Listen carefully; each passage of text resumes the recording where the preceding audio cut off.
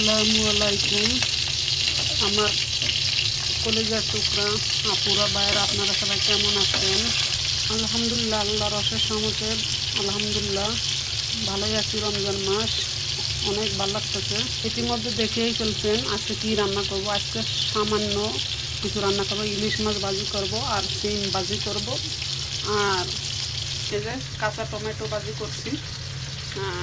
কেটে দিয়ে আজকে অষ্টম রোজা সেরে খাওয়া দাওয়া হবে।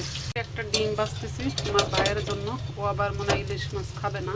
ইলিশ মাছটা আর প্রায় ভাজা হয়ে আইছে। আমার একটু গরু মাংস ভাজতেছি, ইলিশ মাছটা ভাজা। এখন আমি সিম বসাবো।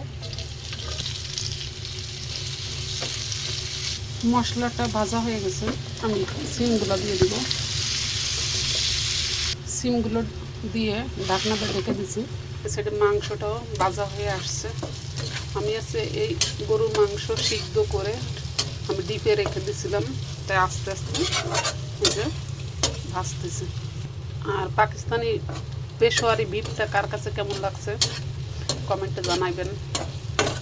আমাদের কাছে অনেক ভালো লাগছে।